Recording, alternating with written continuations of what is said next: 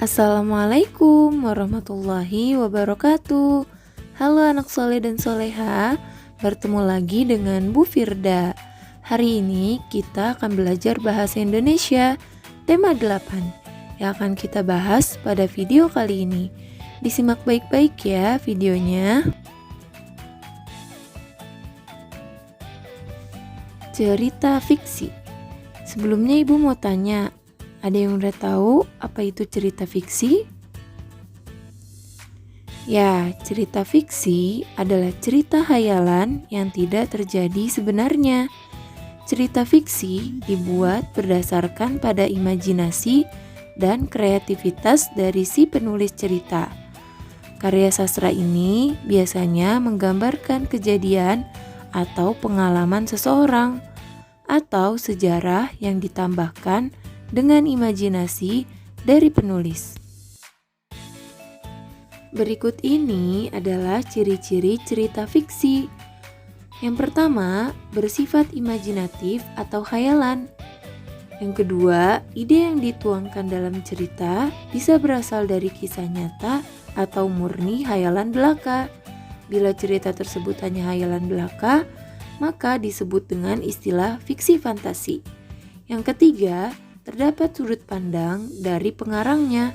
Sudut pandang tersebut biasanya berasal dari tokoh utama yang diangkat. Jadi, ciri-ciri cerita fiksi adalah bersifat subjektif, yaitu tergantung pada tafsiran pengarangnya. Kemudian yang keempat, dijadikan dalam alur cerita. Yang kelima, menggunakan bahasa yang komunikatif. Dan yang keenam, menggunakan bahasa yang tidak baku. Kemudian selanjutnya, unsur cerita fiksi. Cerita fiksi adalah cerita rekaan yang memiliki dua unsur, yaitu unsur intrinsik dan ekstrinsik. Adapun unsur intrinsik cerita fiksi adalah sebagai berikut. Tema adalah gagasan utama dalam sebuah karya sastra. Tema tersirat dalam contoh cerita fiksi secara keseluruhan. Tokoh, yaitu pelaku yang diceritakan oleh pengarang. Terdapat dua macam tokoh dalam contoh cerita fiksi, yaitu tokoh utama dan sampingan.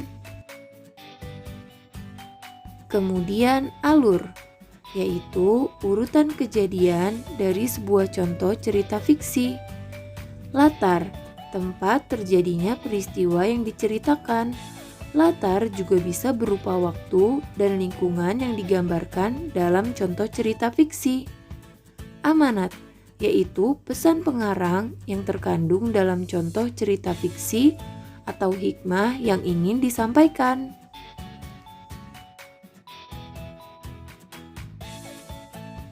Selanjutnya, sudut pandang, yaitu cara pandang pengarang pada saat menguraikan cerita fiksi. Sudut pandang ini biasanya berkaitan erat dengan tokoh utama.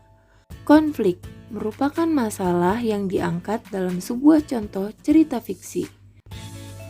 Gaya bahasa, yaitu cara pengarang menuturkan cerita fiksi. Gaya bahasa bisa beraneka ragam. Misalnya, gaya bahasa gaul pada cerita cinta anak muda, gaya bahasa resmi pada cerita bergenre sejarah, dan sebagainya. Selanjutnya, unsur ekstrinsik dalam contoh cerita fiksi sebagai berikut. Latar belakang penulis bisa berupa riwayat pendidikan, riwayat hidup, karakter, dan aliran sastra yang diikutinya. Latar belakang penulis dapat menjadi ciri-ciri cerita fiksi yang khas dari seorang pengarang. Kemudian, nilai-nilai. Nilai yang terkandung di dalam cerita fiksi bisa menjadi unsur ekstrinsik. Misalnya saja nilai budaya yang diangkat, nilai sosial, agama, dan moralitas. Kemudian, adapun jenis-jenis cerita fiksi adalah sebagai berikut, yaitu cerpen, bisa disebut juga dengan cerita pendek, Cerbung bisa disebut juga dengan cerita bersambung, novel, roman, dan juga dongeng. Nah, anak-anak, berikut ini adalah contoh dari cerita fiksi. Kisah seekor semut yang berbalas budi. Suatu hari, di tengah hutan yang damai, ada seekor semut kecil yang hendak menyeberangi sungai untuk pulang ke rumahnya. Sungai yang akan diseberangi memiliki arus yang cukup kencang. Dengan sangat hati-hati, semut menyeberangi sungai menggunakan kakinya yang kecil. Tapi di tengah sungai, ia pun tergelincir oleh batu yang licin dan terbawa arus sungai yang deras. Ia pun berteriak minta tolong sekuat tenaga. Kemudian, seekor burung merpati yang kebetulan tengah terbang melintasi sungai mendengar teriakan si semut. Ia pun turun dan mengambilkan daun untuk menolong semut yang hampir tenggelam. Semut buru-buru naik ke atas daun, sehingga ia pun tidak jadi tenggelam dan bisa menyeberang dengan selamat. Beberapa hari setelah itu, semut yang sedang mencari makan melihat seorang pemburu tengah membidik sasarannya. Ternyata yang jadi sasaran pemburu adalah burung merpati yang kemarin menolongnya. Ketika akan menembakkan senapannya, si semut pun menggigit kaki pemburu dengan kencang, sehingga si pemburu kaget dan melepaskan tembakannya.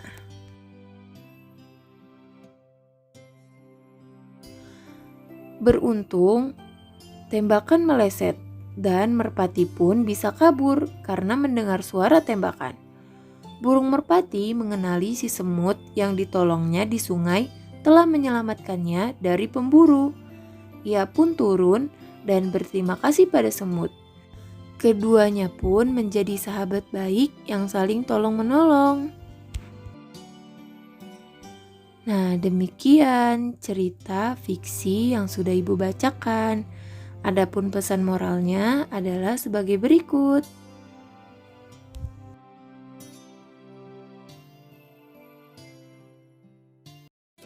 Baik anak-anak, sampai di sini dulu pelajaran bahasa Indonesia kita kali ini. Semoga bermanfaat dan semoga dapat difahami. Selamat belajar dan tetap semangat. Wassalamualaikum warahmatullahi wabarakatuh. Ilalikum ma'assalamah.